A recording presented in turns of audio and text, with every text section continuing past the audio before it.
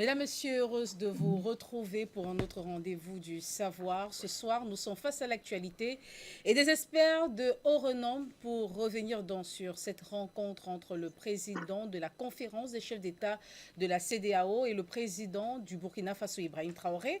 Nous avons le doyen Simondé. Bonsoir. Bonsoir, Bienvenue. Madame Capin. Merci encore une fois de m'avoir invité sur ce plateau. Et je voudrais dire bonsoir à tous les compagnons que vous aurez l'amabilité de présenter. Je voudrais saluer également tous les panafricanistes du monde entier et dire à tous les Africains qu'il est temps que les gens se réveillent pour conjuguer le verbe au présent, pas au passé. Parce que nous avons assez supporté les caprices de ces colons et leurs valets qui nous ont emmerdés et qui ont d'ailleurs nous emmerder dans tous les pays africains. Donc, désormais, il faut qu'ils sachent que l'Afrique est debout, on peut accepter n'importe quoi. Tout ce qu'ils viennent faire pour nous enfumer, pour mettre le désordre dans nos pays et prétendre, après, venir faire semblant d'éteindre. Ce n'est pas possible. On en a marre et trop, c'est trop. Merci encore une fois de m'avoir invité. Merci d'être là, Monsieur Simondé. Vous êtes écrivain panafricaniste, le président fondateur de l'Agence pour la promotion des produits Made in Africa. Et nous avons aussi le plaisir de recevoir en direct cet ouvrage que j'invite d'ailleurs les téléspectateurs à vraiment s'arracher. C'est un pur régal. À coup sûr, vous remarquez, ou alors la particularité du doyen Simondé, c'est toujours ses proverbes, ses paroles de sagesse. Et vous vous dites, si un jour je pouvais retenir au moins un proverbe ou alors même deux proverbes, je puis rassurer mon entourage de dire des choses assez profondes et originales. Et donc, si vous avez besoin de cet ouvrage, vous savez tout simplement comment faire. Proverbes, sagesse et tradition africaine signé Simondé. Merci infiniment pour cet ouvrage. Merci beaucoup, merci, Madame Capin. Et juste à côté de vous, un invité pas des moindres, expert de haut renom. Il est le directeur de publication de La Plume de l'Aigle. Bonsoir, Monsieur Didier Dengue. Bonsoir, Céleste Capin. Bonsoir aux doyens et surtout aux téléspectateurs d'Afrique Média qui nous regardent ce soir et surtout qui vont déguster la sagesse africaine avec le doyen que nous avons en plateau. J'espère que l'échange sera à la hauteur de leurs attentes. Merci d'être là, vous honorer de votre présence. Donc c'est la deuxième fois que vous venez également sur ce plateau. Merci infiniment d'être là. En multiplex, Monsieur Sylvain de Bogou, bonsoir et bienvenue.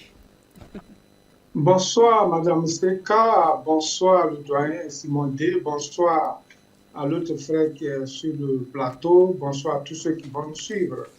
Je dis bien merci pour cette invitation et surtout merci à tous les Africains et aux techniciens qui font tout pour nous mettre en connexion, pour apporter notre petit grain de sel à l'éveil de l'Afrique, à l'éveil de la conscience des Africains qui doivent absolument se prendre en charge.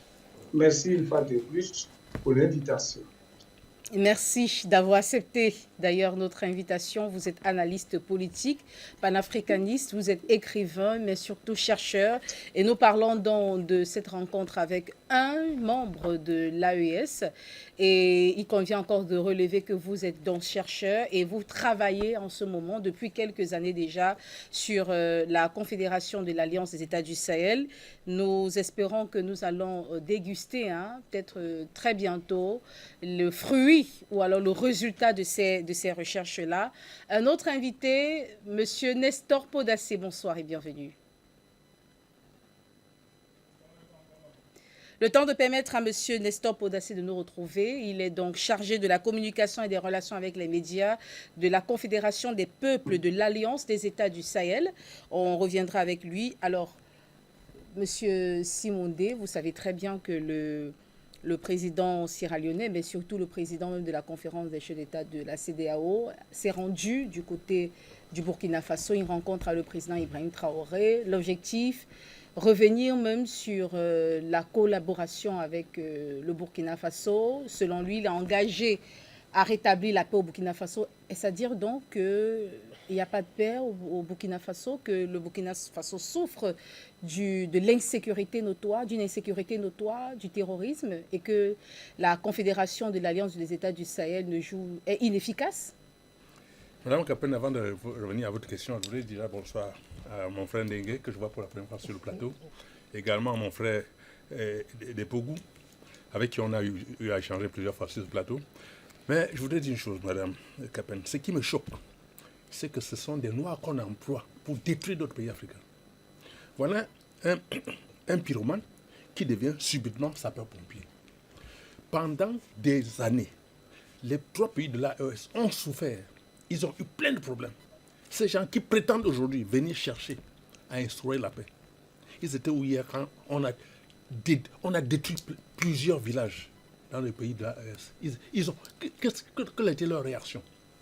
Au-delà de ça, Madame Copen, je voudrais rappeler que ces messieurs qui viennent voir le président Ibrahim Traoré, qui ne pense pas qu'il tombe sur un imbécile. Ce chef d'État, c'est un très grand monsieur. Et je suis sûr et certain que ce monsieur qui vient le rencontrer, il va le rentrer avec un autre esprit.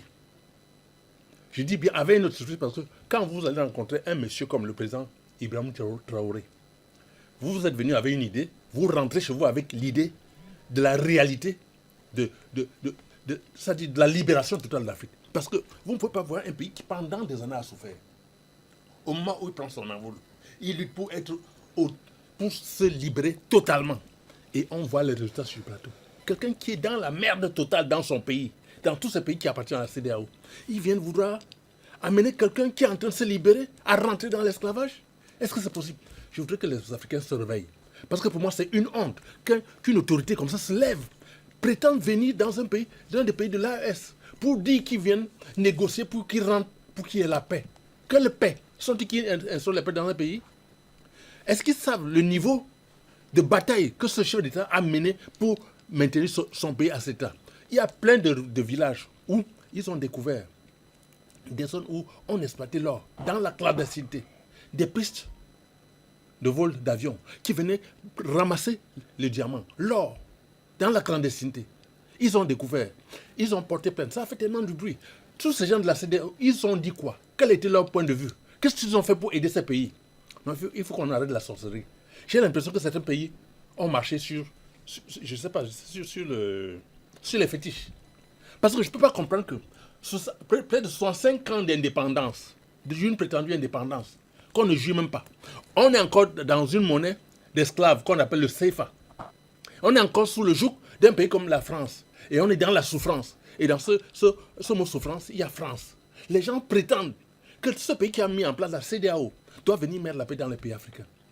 Je suis convaincu que c'est la France qui est dans la merde totale, qui fait tout et tout pour négocier, pour avoir encore un peu de responsabilité dans les pays africains. Or, ça ne peut plus se passer.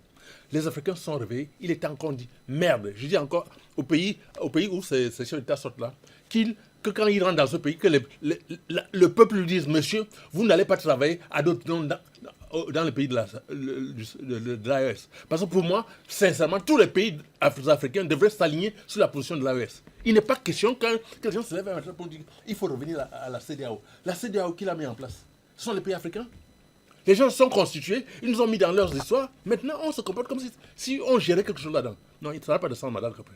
Je suis désolé, je suis vraiment choqué de voir des gens venir encore parler de la CEDEAO dans les pays de l'AES qui sont en train de se libérer. Je pensais qu'ils pouvaient venir comme ça dire, bon, nous également, on est d'accord, vraiment, comment faire pour être avec vous à l'AES? Mais ils viennent pour dire qu'il faut rentrer à la CEDEAO, c'est quoi? Comme la CEMAC, ça sert à quoi? Leur bilan, c'est quoi? Après 65 ans? Non, il faut arrêter, madame Capel. C'est tout ce que je peux dire. Vraiment, excusez mon énervement, mon ton, parce que je suis énervé. Je suis un panafricain et je n'aimerais pas voir mes frères rentrer encore dans l'esclavage. Parce qu'on a modernisé l'esclavage et les gens pensent qu'on doit rester dans ce cadre-là pour pouvoir entraîner que les gens viennent ramasser nos matières premières pour rien. Imaginez un temps soit peu, madame Capel. La France était le premier exploitateur de l'uranium. La France. Ils ne savent même pas où on est. Ils venaient au Niger, ils prenaient l'uranium, ils allaient vendre dans les pays, ils prenaient gratuitement. Par exemple, quand quelqu'un fabrique les papiers qu'on apprend CFA dans leur ville là, ils viennent, ils prennent votre ordre, votre diamant, ils déposent le franc CFA. Le franc CFA, c'est l'argent.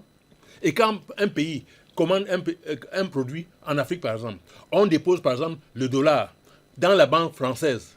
Ils vont fabriquer les francs CFA, ils nous envoient et ils gardent le dollar pour eux. Et ils prélèvent d'abord 50% et ils nous payent que 50% en francs CFA.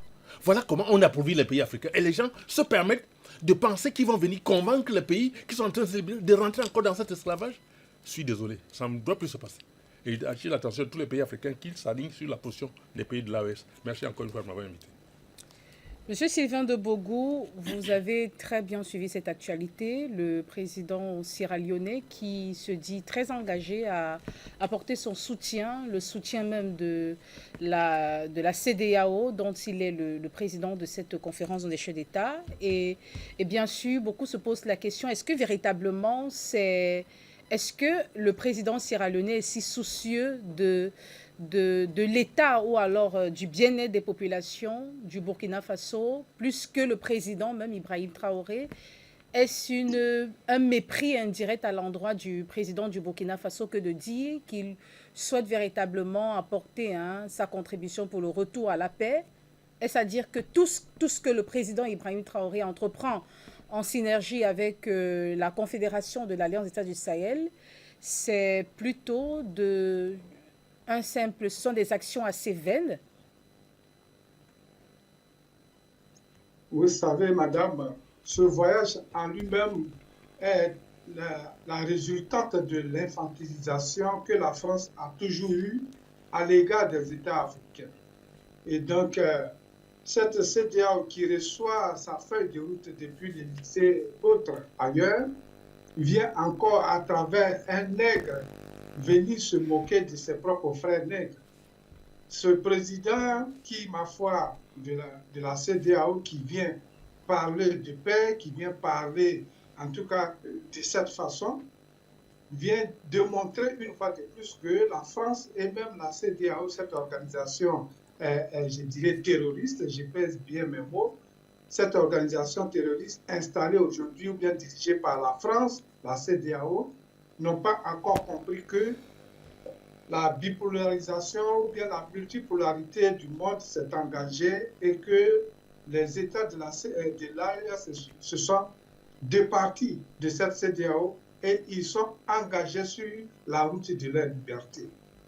Donc, venir dire qu'on vient parler de paix, c'est se moquer de ces pays, c'est se moquer de ces populations. Parce que qui crée vraiment la chienlit dans ces États? C'est la CEDEAO qui crée la chienlit. C'est la CEDEAO la cause première que la France, ou bien la main noire que la France utilise pour aller déstabiliser, en tout cas, ce groupe d'États, les 3 États que nous connaissons aujourd'hui, sur le site de l'AES. On se souvient encore très franchement de ce que Alassane Dramane Ouattara de Côte d'Ivoire avait donné comme engagement, même militaire, financier et tout, pour aller attaquer le Niger et partout où besoin se fera sentir. On se souvient encore de Talon et autres lorsqu'ils se sont engagés, même du Nigeria. Et donc, ce sont des pays qui ont réuni leurs militaires, leurs généraux, qui ont même parlé d'une armée déjà prête sur les abords de l'AES pour aller détrôner ces militaires, ces jeunes militaires et autres qui ont pris le pouvoir, pour donner une destinée panafricaniste, une destinée réelle et profonde à leur population. Et donc, parler de paix, aller là-bas pour parler de paix, c'est vraiment aller dire à ces populations, vous êtes des enfants, comme Dramane l'avait dit, toujours Alassane Dramane l'avait dit, ils vont échouer, ils vont revenir. C'est cela. Et donc la France ne veut pas partir. Elle a toujours financé les coups d'État qui sont en train d'échouer en tout cas dans cet espace africain. Et c'est la continuité. C'est pour cela que nous appelons tous ces dirigeants de l'AES de ne pas dormir, de ne pas fermer les 2 yeux, de ne pas se coucher sur les 2 oreilles. Parce que la France, aujourd'hui, c'est le chaos. Vous avez vu que la semaine dernière, la France a été réellement prise d'assaut par les démonstrations, les marches des populations françaises qui, aujourd'hui, sont fatiguées, qui demandent le départ d'Emmanuel Macron. Et Emmanuel Macron lui-même, vous l'avez vu, qui, ma foi, ne comprend rien à la politique, même à la politique locale, je vais dire française, où on lui demande des partis, mais qui pense qu'en remplaçant les premiers ministres, sera la solution que les Français recherchent. Non, les Français parlent de leurs 2 jours de férié qui leur a volé, le temps de travail qui a été vraiment élargi jusqu'à 64 ans, et donc ils ne peuvent plus jouir de leur liberté, en tout cas du fruit de leur retraite. Voici ce que les gens posent comme problème, entre autres. Donc, ce qui se passe aujourd'hui, la France, dans le chaos, la France aujourd'hui qui ne représente plus rien sur le plan mondial, mais qui tente quand même de racoler les pièces en réunissant par-ci, par-là d'autres nations pour leur donner le semblant d'espoir que la France et l'Europe, en gros, peut encore jouer un grand rôle pour maintenir l'Afrique surtout, qui est devenue aujourd'hui le centre névralgique même de toute la politique mondiale, parce que l'Afrique regorge de tout. Et donc cette Afrique-là, il faut encore venir négocier, passer des enveloppes brunes sur la table, négocier des traités de protection, bien de sécurité, pour venir maintenir l'Afrique en tout cas au bas de l'échelle du développement. Vous voyez, ces États aujourd'hui sont en avance. Ces États de l'AES sont en avance. Je prends un seul exemple, par exemple, où on disait dans le temps que le cacao ne pouvait pas pousser, par exemple, au Burkina Faso. Mais aujourd'hui, le Burkina produit du cacao. Est-ce que vous voyez, madame? Et je pense qu'on va arriver sur beaucoup de détails après, mais il faut dire que ce voyage est vraiment un coup d'épée dans l'eau, c'est un échec. Et Ibrahim Traoré qui a averti et qui parle avec ces deux coprésidents, c'est-à-dire du Niger et du Mali, je pense qu'il ne va pas faire une erreur parce qu'on connaît les pratiques de la CEDEAO. La CEDEAO, on l'a vu contre le président Laurent Gbagbo. La CEDEAO, on l'a vu dans d'autres crimes qu'elle a commis sur le continent africain. La CEDEAO, on l'a vu avec Ousseau Boigny qui allait faire assassiner Thomas Sankara. Et donc, cette CEDEAO-là, pour nous, c'est une organisation d'assassins réunis, une organisation dont le but est de maintenir les Africains, en tout cas, sous les genoux des autres, maintenir les Africains sous les genoux des Français pour qu'on continue de nourrir la France, cette France aujourd'hui qui est réellement en difficulté. L'ex-premier ministre Bayrou l'a dit, chaque seconde qui passe en France, chaque seconde, la France, la dette publique de la France monte à 500 000, ou bien à 5 000 du moins, 5 000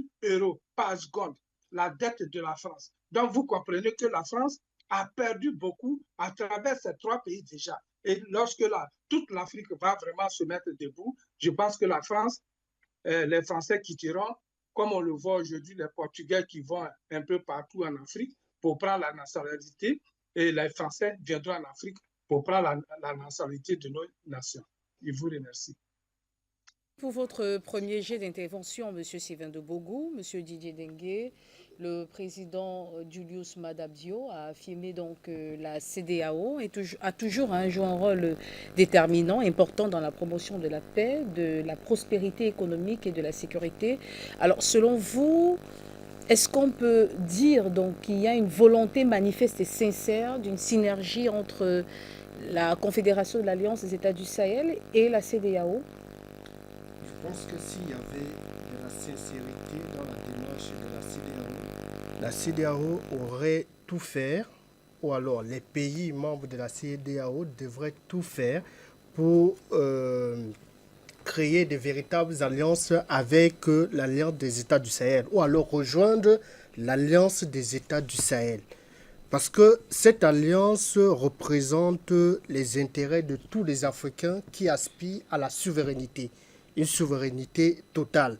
Donc, pour prouver qu'elle est bien intentionnée, qu'elle a de belles intentions, il faudrait que la CEDEAO rejoigne l'Alliance des États du Sahel qui est non seulement pour l'unité africaine, la véritable unité, pas celle qui est, je ne sais pas, manipulée, manœuvrée depuis les pays étrangers. Donc, mais n'est-ce pas de l'utopie, là, tout ce que vous êtes en train de souligner, que les États de l'AES, de la CEDEAO, puissent plutôt changer de camp et rejoindre la Confédération des États de l'Alliance, de la Confédération, j'y arrive, de l'Alliance des États du Sahel? Est-ce que c'est pas une utopie? Non, Céleste, je pense que, et je l'ai dit à l'entente de mon propos, si la CEDEAO était sérieuse dans sa démarche, elle devrait rejoindre l'Alliance des États du Sahel. Parce que l'Alliance des États du Sahel bataille pour une véritable souveraineté, pour une véritable indépendance du continent africain et notamment les pays de l'Afrique de l'Ouest. Parce que depuis sa création, la CEDEAO qui dit lutter contre le terrorisme, lutter pour la prospérité économique, n'est pas une véritable, je vais dire, la CEDEAO n'est pas un exemple à suivre en termes de lutte contre le terrorisme. Pendant que ces trois pays, le Niger, le Burkina Faso et le Mali, étaient encore membres de la CEDEAO, ces pays étaient régulièrement attaqués par des terroristes. Qu'est-ce que la CEDEAO a à faire pour mettre un terme au terrorisme dans ces trois pays? Rien. Aujourd'hui, vous avez des dirigeants qui se lèvent et disent « Nous, on va couper le cordon ombilical. » D'abord, ils l'ont même déjà fait. Nous allons converger vers notre véritable souveraineté. Ils le font régulièrement avec les différentes alliances et les réalisations dont nous allons parler tout à l'heure. Cela signifie qu'il y a une véritable sincérité dans la démarche des trois pays, des leaders des trois pays qui ne veulent plus être sous le joug colonial, qui veulent faire du business avec les autres États qui respectent leur souveraineté, qui respectent leur peuple, leurs valeurs et qui respectent non seulement leur territoire et qui ne s'érigent pas régulièrement en donnant de leçons comme c'est régulièrement le cas. Donc, le président en exercice de la conférence des chefs d'État de la CEDEAO sait très bien qu'en allant rencontrer le capitaine Ibrahim Traoré, c'est peine perdue parce qu'il n'arrivera pas à ramener non seulement Ibrahim Traoré ou le général Assimi Goïta et le général Tiani du côté de la CEDEAO. L'idéal, pour ma part, serait que la CEDEAO rejoigne l'Alliance des États du Sahel pour véritablement converger vers cette Union africaine que les Africains appellent de tous les vœux, pas l'institution qui est actuellement là, qui vit aux dépens de l'Union européenne et de toutes les autres puissances et des lobbies qui veulent assujettir l'Afrique pendant encore très longtemps. Donc, que le président de la conférence des chefs d'État CEDEAO se rende au Burkina Faso, c'est une très bonne chose. Mais s'il va avec l'idée de ramener le Burkina Faso au sein de la CEDEAO, c'est peine perdue. Parce que jusqu'ici, depuis leur création, il y a de cela 2 ans, les pays membres de l'AES ne comptent pas revenir en arrière parce qu'ils voient le bonheur devant eux. Ils sont dans un jardin d'Éden qu'ils sont en train de cultiver, mais ils ne veulent plus retourner dans une prison dorée qui est la CEDEAO. Donc, c'est toujours bien de garder les relations diplomatiques entre pays d'une même région, mais il y a des limites à ne pas franchir et le président en exercice de la conférence de la CEDEAO sait très bien qu'il ne pourra pas ramener ce pays de leur côté parce que même les Africains qui soutiennent cette bataille-là ne pourront plus accepter. Et les chefs d'État de l'Alliance des États du Sahel travaillent pour l'intérêt de leur peuple et des Africains. Et donc un coup de pub vous voulez donc, si nous essayons de vous résumer, c'est cette rencontre ou alors tout ce déplacement loin des relations diplomatiques. L'objectif c'était un coup de pub. Non, mais ou alors détourner l'attention des Africains et se dire que les dirigeants de l'AES, précisément le président Ibrahim Traoré, peut se retrouver en train de retourner sa veste? Non, il ne peut pas. Non, c'est impossible. C'est pas ce que j'ai dit. Oui. Je précise que... Oui.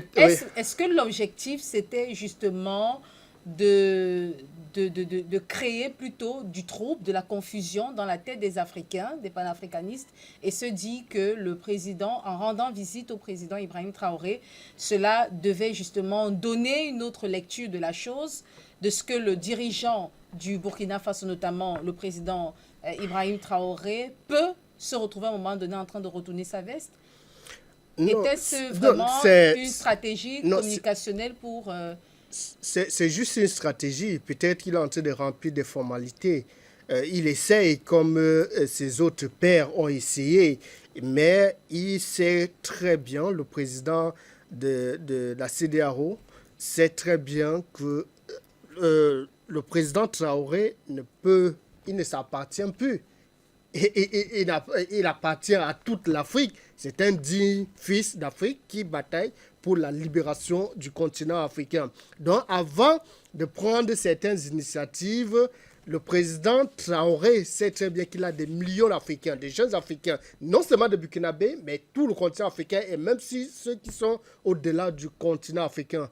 Donc, cette démarche, c'est juste un coup de com'.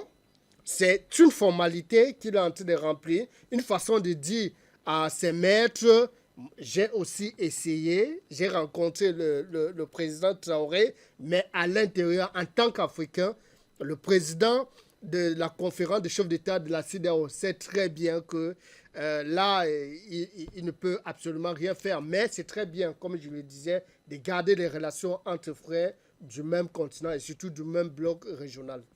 Monsieur Sylvain de Bogou, ce dernier, le président sierra-léonais, parle donc de rétablir la paix. Est-ce que les autres États de cette sous-région Afrique de l'Ouest constituent des exemples patents de paix, de stabilité, de stabilité dans les différents pays? Est-ce qu'on peut dire que les autres États de l'Afrique de l'Ouest se portent bien?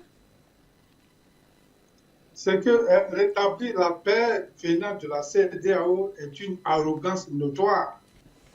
C'est une arrogance notoire parce que dans ces pays, prenons encore la Côte d'Ivoire où on parle d'élections, où il n'y a pas de paix, où il y a des enlèvements endogènes.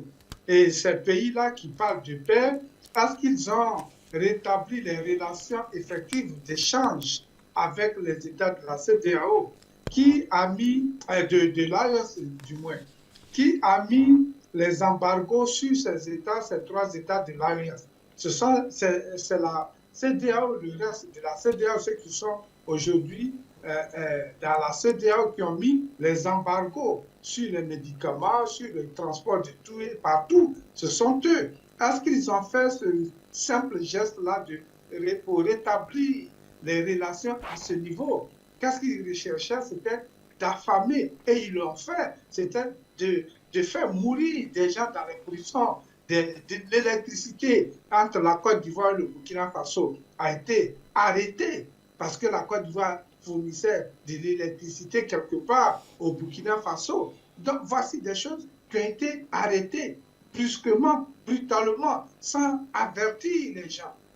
Voilà. Et donc parler de paix venant de la part de la CEDEAO vers l'AES, je dis bien que c'est vraiment une arrogance, c'est une moquerie d'ailleurs. C'est pour cela que nous disons que le voyage, le déplacement de ce président au Burkina Faso, c'est simplement une visite touristique pour aller voir, en réalité pour moi, c'est pour aller voir les réalisations qui se produisent, qui se passent à moins de 5 ans dans ces États.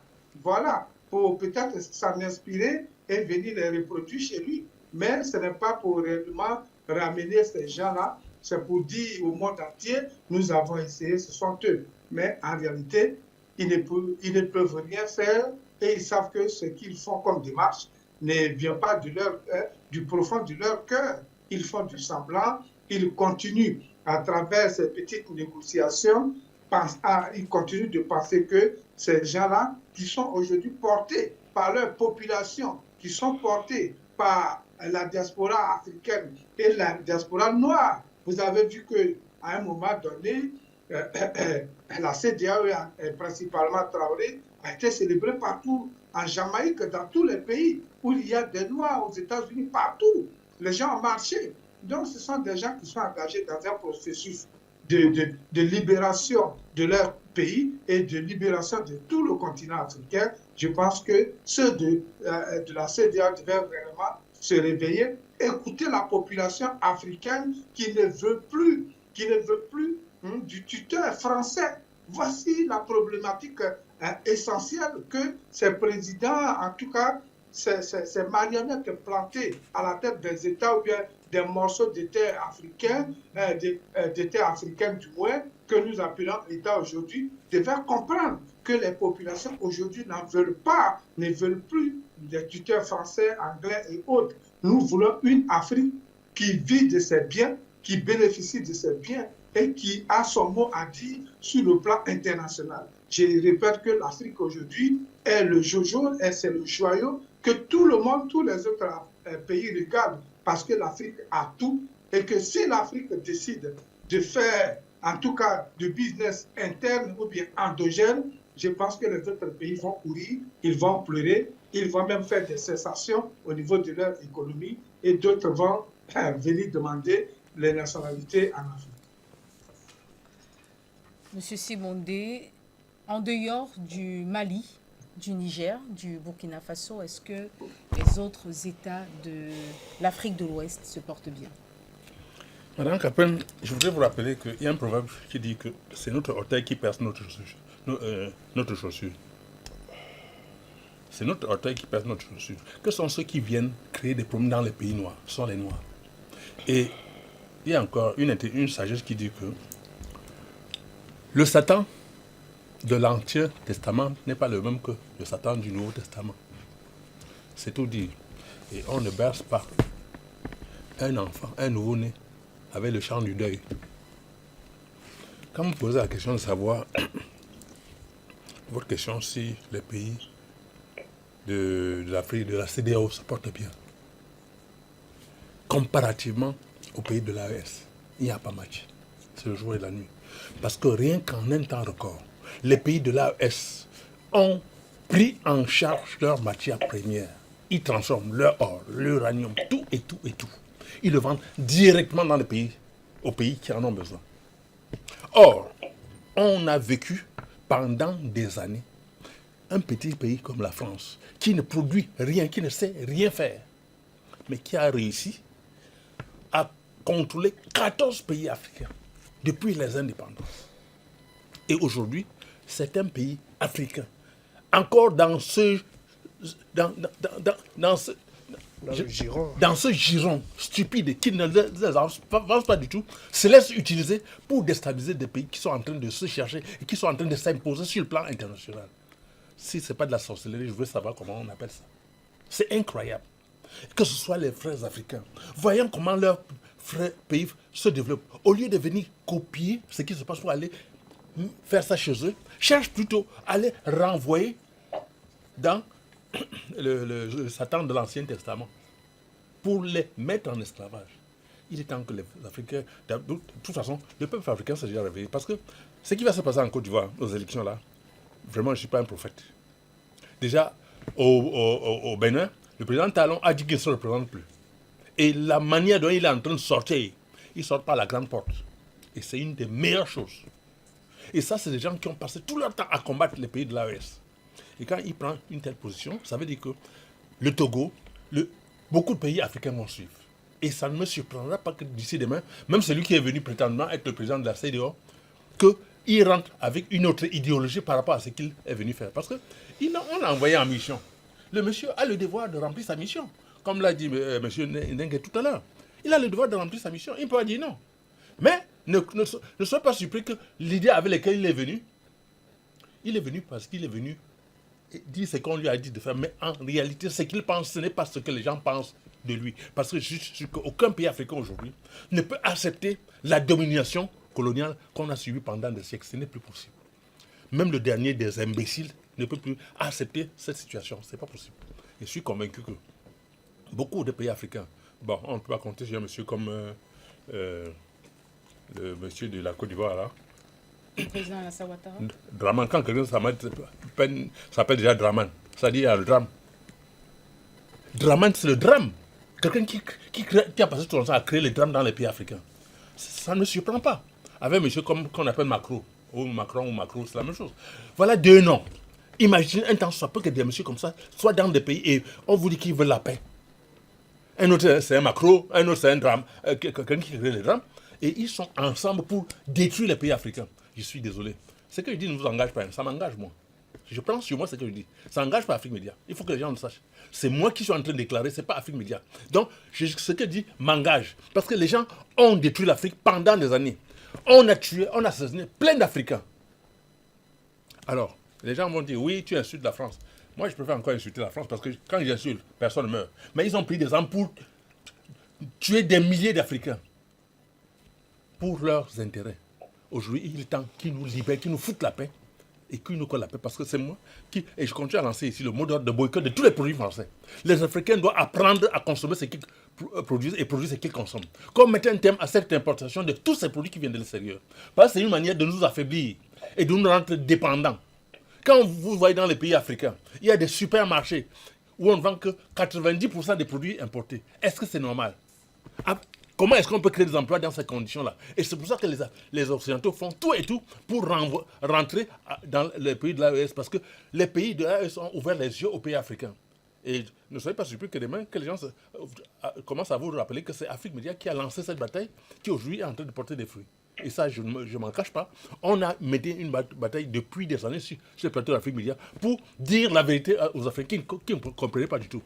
Donc, je dis encore, aucun pays de la CEDEAO ne vaut ce que les pays de l'AES sont en train de faire. Ce n'est pas possible. Aucun pays ne peut dire que depuis qu'ils sont restés dans le giron de la CEDEAO, ils ont même progressé de 10% par rapport à ce que les pays de l'AES ont fait. Donc les pays de l'AES sont en avance de plus de 90% depuis 5 ans seulement qu'ils sont libérés. Et je pense que tous les pays africains devraient s'aligner sur le modèle de l'AES pour pouvoir se développer très très bien. Parce que quand les gens font par exemple les embargos, ils pensent que c'est seulement qu'ils font aux pays africains. L'embargo qu'on a fait au pays de l'AES, ça les a beaucoup servi. Ils sont rétractés, ils sont réorganisés, ils sont pris en charge. Et aujourd'hui, on voit les résultats. Quelqu'un a dit tout à l'heure qu'on disait qu'on ne cultive pas le cacao au Burkina. Le cacao, il cultive le blé, il cultive tout. Et pourtant, avant, on nous disait que ce soir, on ne peut pas cultiver dans les pays africains. Aujourd'hui, on cultive tout. Parce qu'ils voulaient nous maintenir dans l'esclavage. Mais je voudrais, avant de sortir, Madame Capel, dire qu'il faut que les pays africains arrêtent d'accepter les semences de l'OGM. Il faut que les pays africains refusent complètement les semences de l'OGM. Parce que c'est un danger permanent. Je prends un cas, ici au Cameroun par exemple. Quand vous prenez les avocats aujourd'hui, vous voyez, ce sont des avocats qu'on a utilisé les produits chimiques pour produire. La peau est tellement dure. Et pourtant, les peaux de l'avocat sont des trucs qui sont simples à enlever. Aujourd'hui, on a utilisé des produits chimiques et ça ne m'étonnerait pas que ce soit des semences de l'OGM qu'on a introduit en Afrique, qui sont en train de pourrir la situation. Et au fur et à mesure, on va nous imposer des produits qui vont nous donner des maladies. On doit tant que les Africains se réveillent pour mettre un terme à tous les semences de l'OGM, quelle que soit la qualité. Qu'on produise le maïs, tout ce qu'on peut produire. Les arachides, qu'on ait les semences qu'on le faisait avant, et que chaque année, on sort des greniers pour les semer, et on va régénérer nos plantes et consommer ce qu'on produit et produire ce qu'on consomme. Voilà ce que je peux dire par rapport à la question, Madame Capel. Je ne sais pas si vous savez, je n'ai pas un doctorat plus 10. Moi, je n'ai pas un bac plus 10. Moi, j'ai plus d'un bac moins 20. Donc, je me débrouille seulement à faire à peu près ce qu'on m'a demandé. On m'a appris au village. Voilà. Merci, M. Simondé. M. Didier Dengue, la Confédération des États de l'Alliance des États du Sahel, est-ce la terreur des ennemis de l'Afrique, pour reprendre certains géopoliticiens et géostratèges même? Je pense que chaque leader qui aspirent à une véritable souveraineté représentent une menace pour une menace pour les intérêts des pays qui ont toujours pillé ces pays-là, qui veulent absolument se libérer. Ils veulent une véritable indépendance. Et dit aujourd'hui que la Confédération des États, les 3 pays qui constituent la Confédération des États de l'Alliance des États du Sahel, représentent une menace pour non seulement les pays de la CEDEAO, mais également pour ceux qui ont passé leur temps à piller ces pays de la CEDEAO. Et vous avez des dirigeants qui veulent absolument sauver non seulement le bail, mais veulent également sauver les intérêts de ces puissances occidentales qui veulent continuer à piller non seulement la CEDEAO, mais également le reste de l'Afrique. Malheureusement pour ces pilleurs-là, vous avez des dignes fils africains qui se réveillent tous les jours et qui militent pour leur véritable souveraineté. Et cela ne se passe plus uniquement à travers des discours, mais à travers des actes concrets. Vous avez des dignes filles qui se lèvent, même si parmi ceux qui se présentent comme des nationalistes, des panafricanistes, vous avez des pions, ceux qui viennent brouiller toutes les pistes et laissent croire que ceux qui militent véritablement pour la souveraineté du continent africain sont dans la perdition, ils vivent dans le trouble, ils n'ont plus de quoi manger, ils sont envahis par des terroristes. C'est ce que les médias occidentaux et les médias qui sont au service de l'Occident disent des États de l'Alliance des États de l'Alliance du Sahel, l'AES. Donc, je pense que tous les dirigeants africains devraient sortir des discours et passer par des actes. Donc, il faut des actes concrets. Parce que même le président de la CEDEAO, de la conférence des chefs d'État de la CEDEAO, là, en est conscient. Il sait très bien que les Africains ne veulent plus des dirigeants qui sont au service de l'Occident. Les dirigeants qui menacent leurs frères, qui veulent absolument leur véritable souveraineté. Il le sait très bien, le président qui s'est rendu du côté du Burkina Faso. Il le sait. Effectivement. Même le président Alassane Ouattara, qui est régulièrement critiqué, sait très bien que les Ivoiriens aspirent à la souveraineté totale. Même chose pour les autres, que ce soit Talon et tous les autres présidents qui sont au service de l'Occident. Ils savent à quoi aspirent les populations. Mais ils essaient juste de jouer le jeu pour préserver leurs intérêts et les intérêts de lobby. Malheureusement pour les Africains, parce qu'ils vont toujours exister ces gens de dirigeants qui seront là, qui vont vous dire, nous sommes là pour la prospérité de nos États. Vous voyez, nous avons réalisé un boom économique. Il y a des infrastructures qui ont été construites. Il y a des choses, c'est ce qu'on dit du président Alassane Ouattara. Mais c'est au prix de quoi tout cela a été réalisé. Il faut bien regarder. Est-ce qu'il a endetté la Côte d'Ivoire pendant très longtemps? Peut-être les experts nous en diront plus. Est-ce que la Côte d'Ivoire aujourd'hui est souveraine?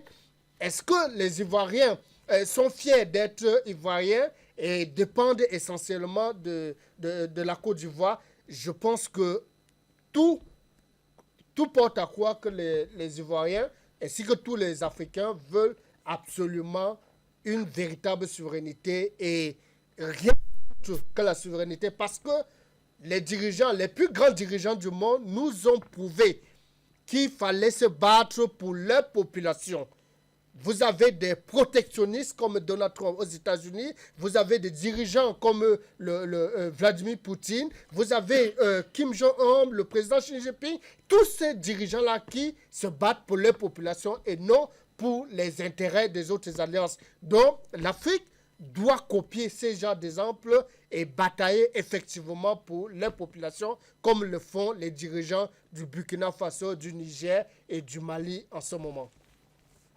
Merci pour votre intervention. Alors, Monsieur Sylvain de Bogou, je vous renvoie également cette question. Est-ce que les États même de cette alliance des États du Sahel, permettez la tautologie, constituent une terreur même pour les ennemis de l'Afrique et se retrouvent à tout bout de champ en train d'être courtisés, permettez ce verbe, par, par d'autres organisations sous-régionales et même régionales?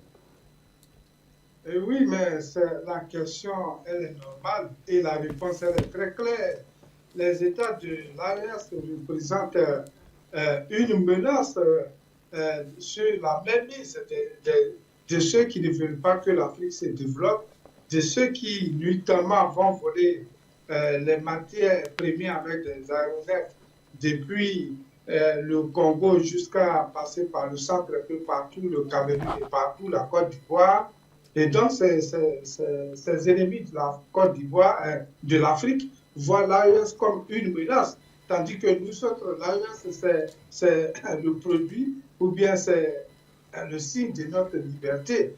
Voilà, c'est cela la réalité. Lorsqu'on sait aujourd'hui que la dette extérieure de la Côte d'Ivoire passe à plus de 500 000 milliards, comment peut-on rembourser cette dette-là? Et ceux qui parlent toujours des bienfaits de la politique du Dramane Ouattara, des réalisations de Dramane Ouattara, vous savez qu'en Côte d'Ivoire aujourd'hui, il y a des thèmes qui se développent, qui sont dans la population. On parle de goudron, le bitume, le bitume biodégradable. C'est-à-dire aujourd'hui, on prend une route, on dit que la route est bitumée. Lorsqu'il y a une petite pluie, mais elle s'arrache comme du sable. Vous voyez, donc c'est carrément du vernis qui ne tient pas. Et lorsque vous voyez aujourd'hui la capitale Abidjan, la capitale économique, Abidjan est cloisonnée parce que Alassane Dramane Ouattara, dans son souci de se maintenir au pouvoir, a donné et a inventé vraiment ces ponts à péage qui appartiennent à des sociétés françaises et donc qui, ma foi, entourent Abidjan. Rentrer à Abidjan, sortir à Abidjan, 2 ou 3 fois le même jour, vous allez payer. Vous voyez, ce n'est pas un développement. La Côte d'Ivoire vit un esclavage pur et dur. C'est cela. Et après Abidjan, où est-ce qu'Alassane Dramane Ouattara a développé? Même lorsqu'il dit bien du Nord, regardez les zones du Nord, regardez les écoles, regardez les universités, regardez les routes. Ce n'est pas ça. Regardez la gabégie des gens qui détournent des milliards, 200 milliards, et ils ne sont pas inquiétés. C'est de cela qu'il s'agit. Donc, l'AES représente un espoir pour les panafricains, mais une menace pour ceux qui ne veulent pas que leur bien de leur ballon qu'ils avaient en main, leur source de revenus, leur échappe. C'est ce à quoi on assiste. C'est pour cela que, Africains de partout, nous devons nous mettre ensemble, laisser nos petites querelles, laisser notre envie de diriger ces petits États et puis se mettre ensemble.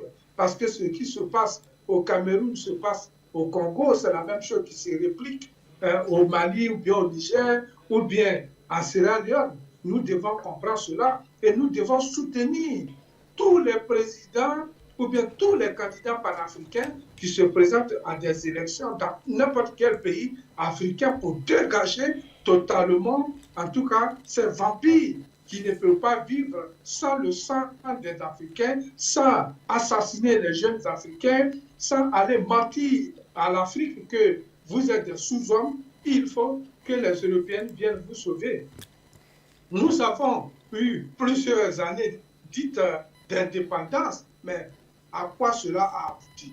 Cette indépendance, réellement, a été carrément une mainmise de toute l'Afrique sous le contrôle des Occidentaux et des Américains. Les gens se battent aujourd'hui. Si Donald Trump se bat aujourd'hui pour contrôler les mines d'or et autres du diamant au Congo, vous comprenez que l'Afrique occupe un point central dans tout le système global auquel nous assistons aujourd'hui. Et donc, nous devons comprendre que l'AES ne sera pas laissée en paix Donc, il faut se battre.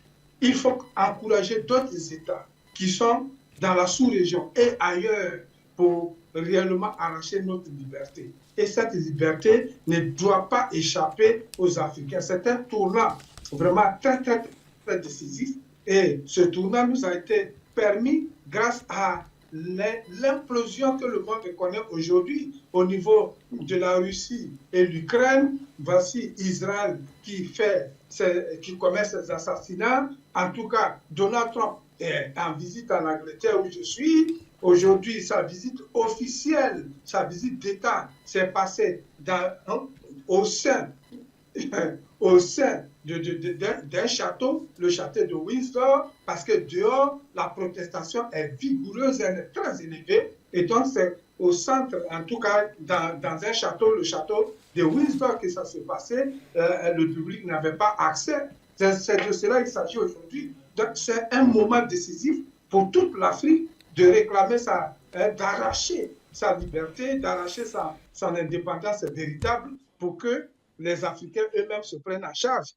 Aujourd'hui, ce n'est pas la production, ce ne sont pas les experts, ce ne sont pas les sachants comme le doyen qui est sur le plateau, qui manquent, qui peuvent vraiment retourner l'Afrique vers ses origines. C'est cela que nous devons, c'est ce pourquoi nous devons nous battre. Il faut qu'on retourne vers nos origines. Ce n'est pas nous mettre en prison psychologiquement, économiquement et socialement, mais au moins, il faut que nous ayons notre racine, cette racine-là qui nous inspire avant d'aller vers d'autres cultures. Sylvain de Bogou. Nous avons donc en ligne M. Amadou Maïga, qui est assistant communicateur de Planète des jeunes panafricanistes pour le Burkina Faso. Il est donc le représentant de M.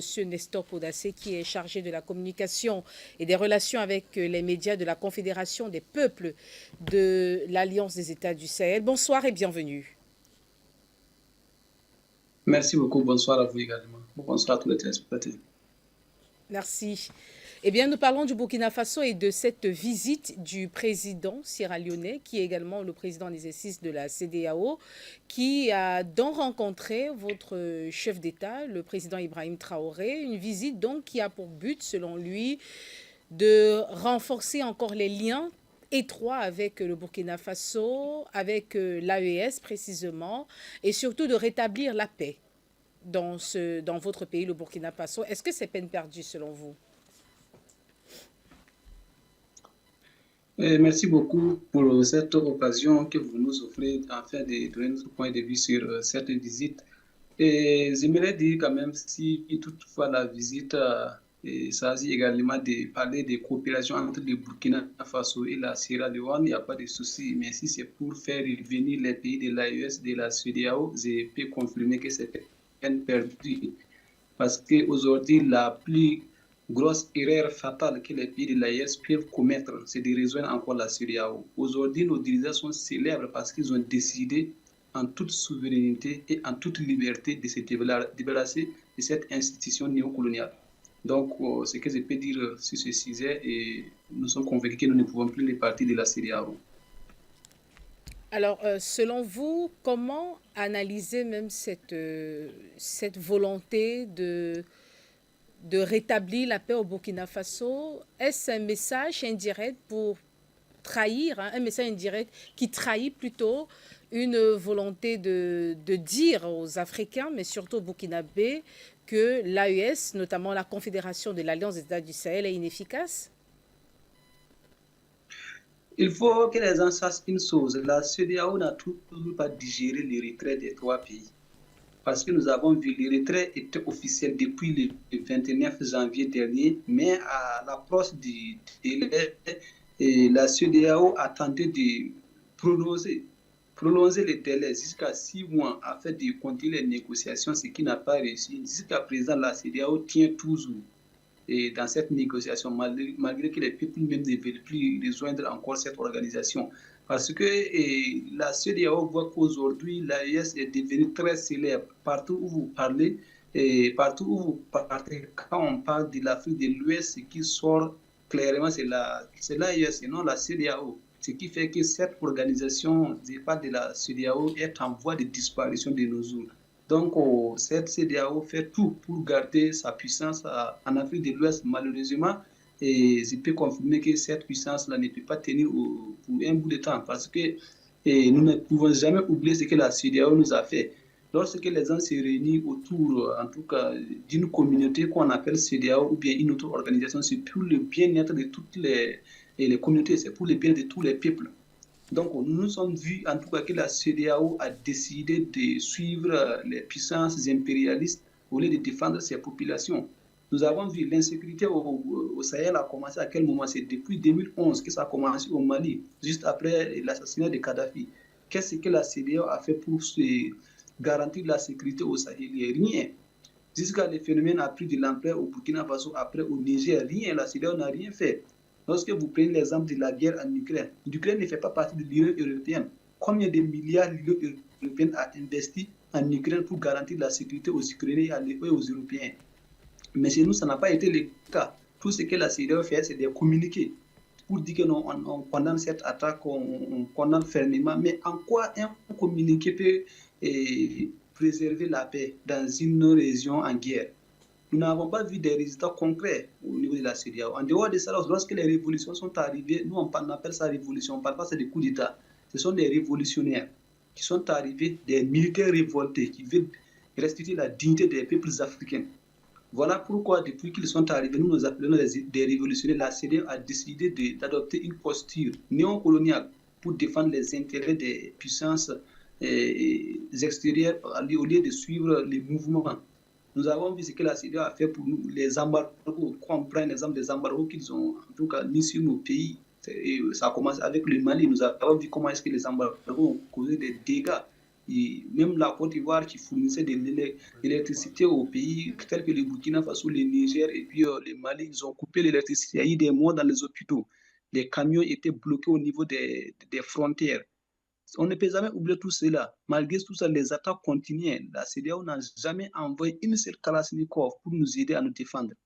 Quand le président Ibrahim Traoré est arrivé au pouvoir, qu'est-ce qu'il a fait? Il avait déjà trouvé que Damiba qui avait déjà pris un engagement avec la CEDEAO pour une transition de 2 ans. Quand Ibrahim Traoré arrive, il a dit quoi? Nous acceptons de respecter l'engagement, mais il y a des conditions que nous devons déposer.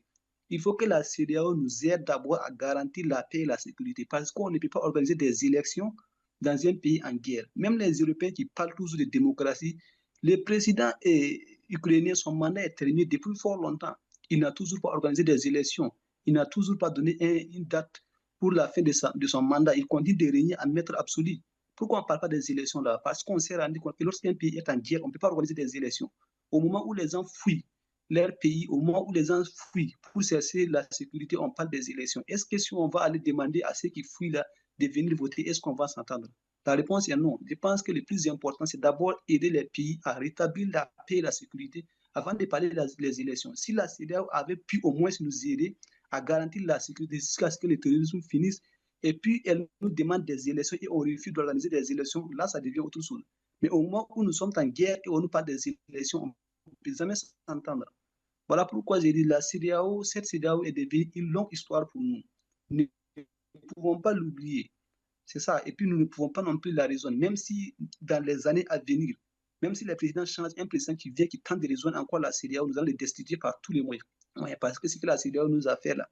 Nous, notre objectif actuel, c'est de faire en sorte que l'AES soit une réussite, de telle sorte que tout le pays de la CEDEAO même rejoigne l'AES dans le seul but de créer les États-Unis d'Afrique. Parce que nous avons vu que jusqu'à présent, vous voyez que d'autres présidents de la CEDEAO ou bien d'autres dirigeants de la CEDEAO qui s'expriment, ils veulent même rejoindre l'AES, mais souvent ils ont peur. Nous avons vu le Togo est un partenaire sincère qui tente même. Et il y a de cela quelques mois, le ministre des Affaires étrangères du Togo a affirmé clairement que le Togo compte adhérer à l'AES. Tout récemment, Jeune Afrique, un média néocolonial qui a été suspendu dans tous les pays de l'AES et qui a décidé d'engager une guerre médiatique contre ces pays, a fait un sondage dans 6 pays d'Afrique de l'Ouest. Il a exclu les 3 pays, mais il a fait un sondage avec tous 6 pays.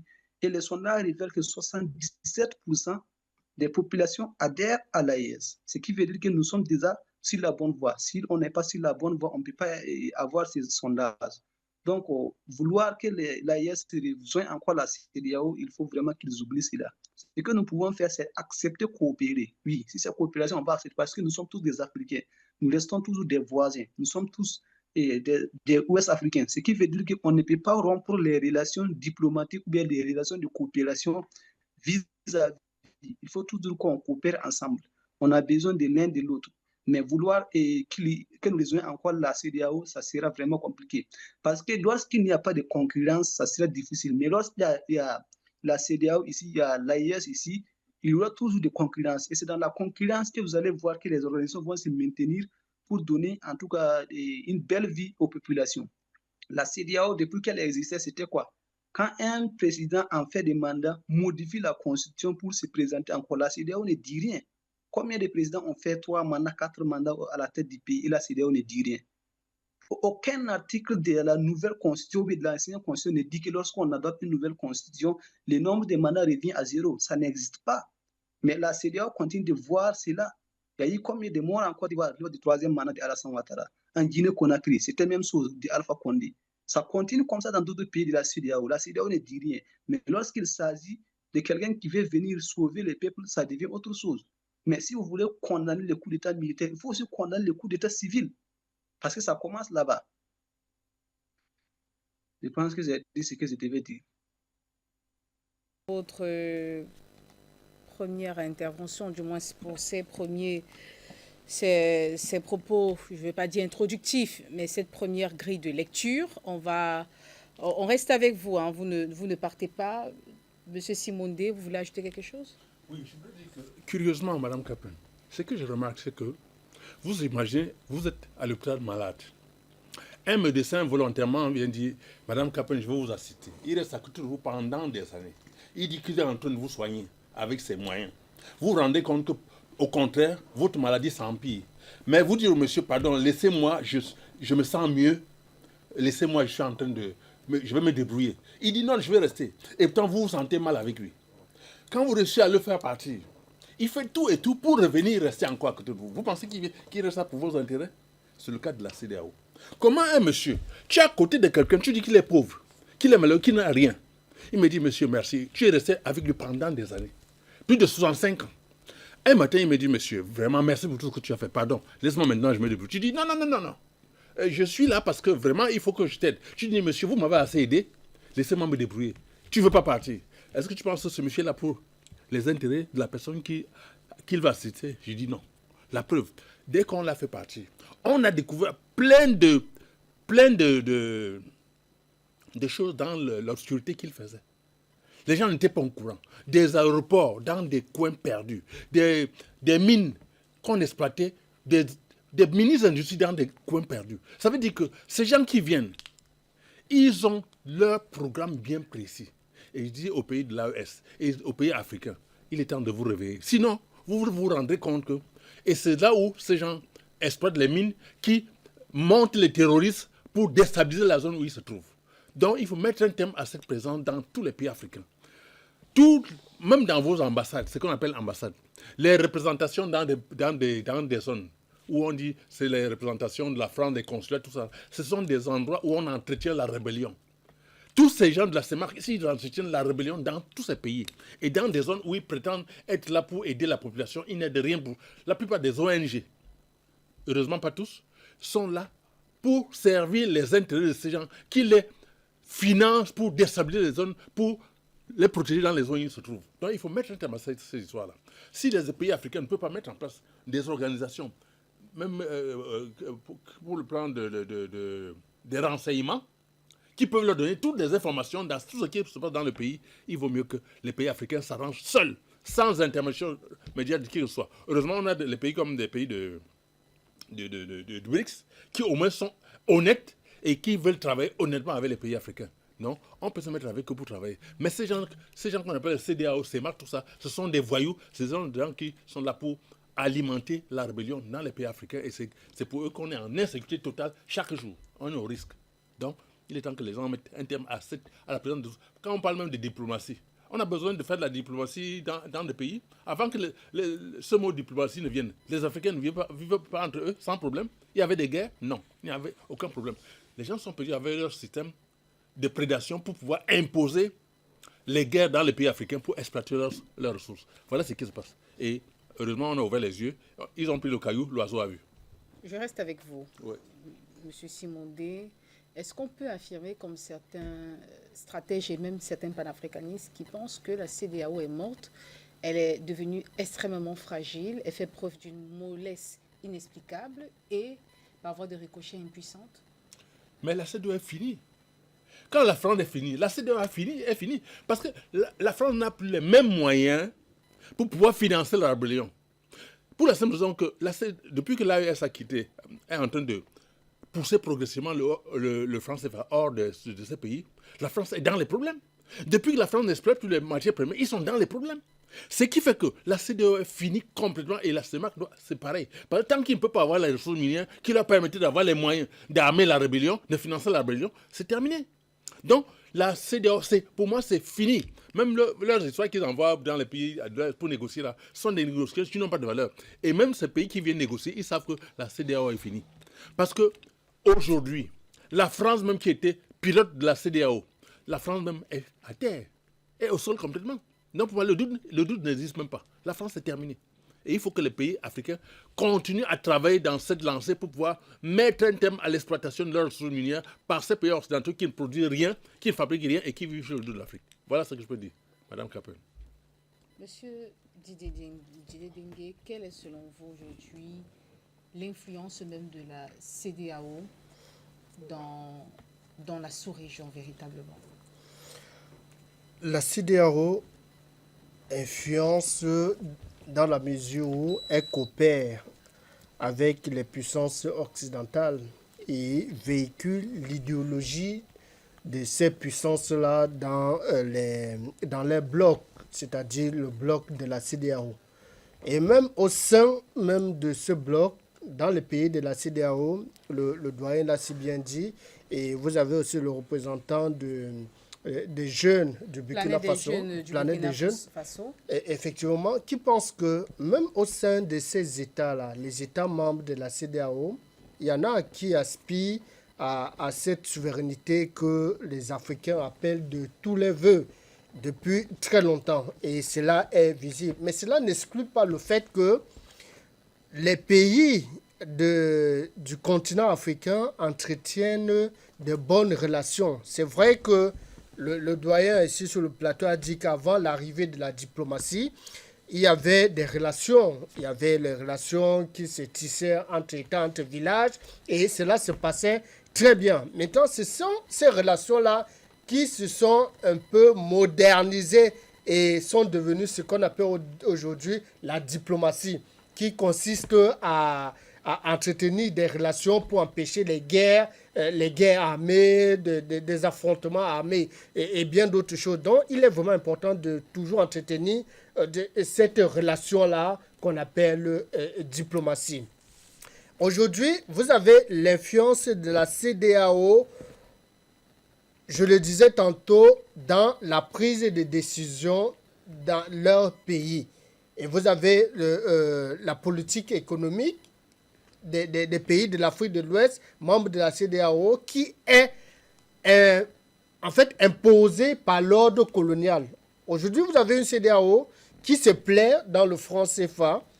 Vous avez une CEDEAO qui se plaît dans une langue coloniale, dans un système éducatif colonial. Vous avez une CEDEAO qui ne prône pas les valeurs des pays africains, les valeurs des peuples africains que nous connaissons très bien. Mais vous avez une CEDEAO qui laisse des pratiques contre nature s'imposer dans leur État sans toutefois que les dirigeants ne tapent du poing sur la table. Or, dans l'AES, il est aujourd'hui impensable de parler des contre-valeurs ou encore des télévisions qui font la promotion des contre-valeurs. Donc, il est grand temps que les dirigeants de la CEDEAO reviennent à des meilleurs sentiments et qu'ils aient Parce que le bon sens voudrait que chaque dirigeant se batte pour sa population, pour les intérêts de sa population. D'abord, toutefois, fermer les portes aux autres États qui veulent entretenir des relations d'amitié avec eux. Donc, l'influence de la CEDEAO, elle est là, mais la vérité est que les Africains rêvent des États-Unis d'Afrique et une véritable union de l'Afrique ne peut pas se faire avec des néocolons, avec des dirigeants qui ne prennent pas leurs responsabilités. La responsabilité des dirigeants de la CEDEAO, c'est de couper le cordon ombilical, ce joug colonial-là qui est tous les Africains. À la vérité, même ceux qui sont les véritables instigateurs de cette CEDEAO-là, de la politique de la CEDEAO, savent que c'est terminé. L'esclavage est terminé. Vous avez les chaînes comme Afrique Média et bien d'autres qui passent le temps à mener cette bataille-là, à réveiller les Africains. Et ça porte des fruits. Les Africains ne veulent plus. Ils savent, même si certains font semblant de ne pas connaître la véritable orientation des médias panafricanistes, ils savent très bien que ces médias-là jouent un rôle capital et que certains dirigeants écoutent ces médias-là et prennent leurs responsabilités. D'accord. Et on va à présent entrer même dans les... On va faire en quelque sorte un bilan. On va revenir en quelque sorte sur le bilan même des actions de l'AES, déjà 2 années, qu'on parle de l'Alliance des États du Sahel et je pense 1 an déjà qu'on parle de la Confédération. 2 ans déjà. 2 ans déjà, ouais. Voilà, qu'on parle de la Confédération de l'Alliance des États du Sahel. Alors, Doyen Simondé, aujourd'hui, quel est votre regard sur l'impact même de la Confédération de l'Alliance des États du Sahel dans la sous-région et même sur le continent même africain?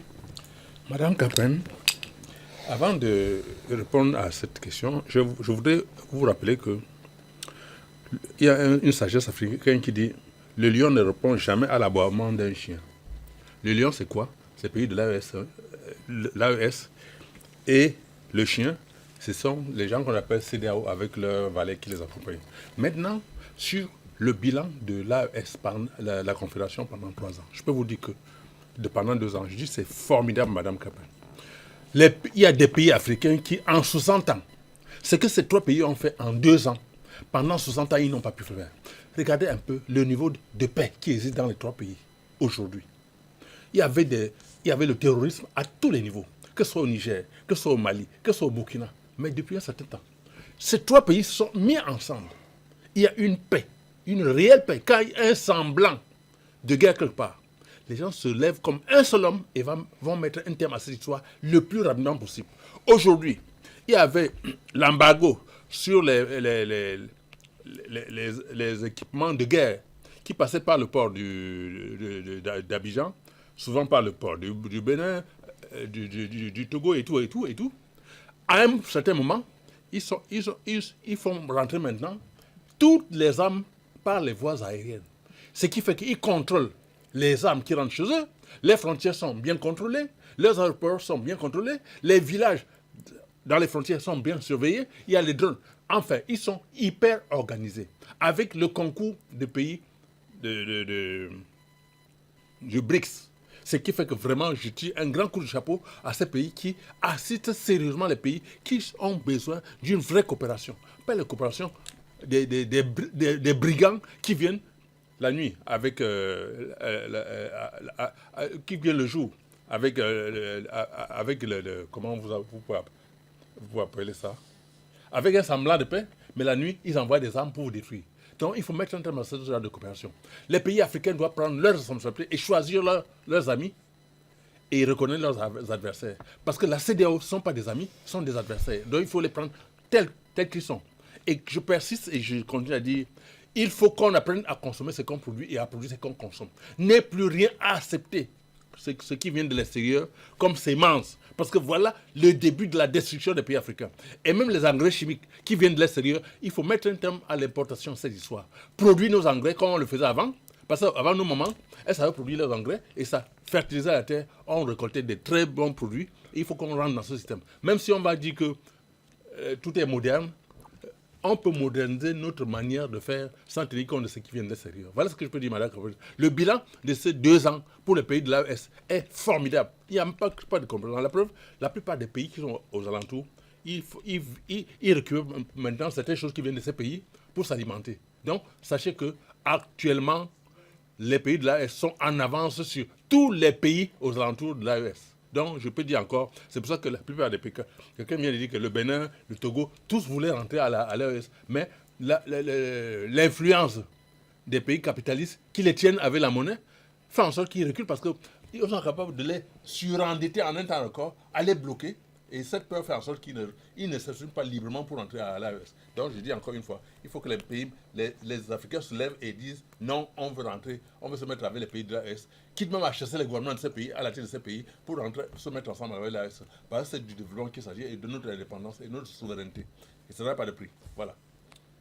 Alors, Monsieur Sylvain de Bogo, quel bilan pouvons-nous faire, pouvons-nous dresser même, concernant les actions, concernant les initiatives de la Confédération de l'Alliance des États du Sahel? Au niveau, par exemple, de la défense, aujourd'hui, on a une architecture de défense commune. Vous voyez, donc c'est déjà un grand pas qu'on ne trouve pas ailleurs sur le continent africain. Voilà. Lorsqu'il y a un ennemi, en tout cas, les 3 pays se lèvent, ils vont en tout cas dénicher cet ennemi. Ils contrôlent leur espace aérien, ce qui est vraiment très important lorsqu'on parle de notre liberté. Parce que quelqu'un qui n'est pas en sécurité ne peut pas se mettre en place, se maintenir sur une seule place et faire son agriculture, faire ses constructions et se développer. Il y a aujourd'hui des projets qui sont dans cet espace-là, dans l'AES, beaucoup de projets. Sur le plan routier, on prend le cas du Burkina, par exemple, qui chaque année s'est engagé et le fait réellement à goudronner avec le bitumage sur 500 km par an, au moins.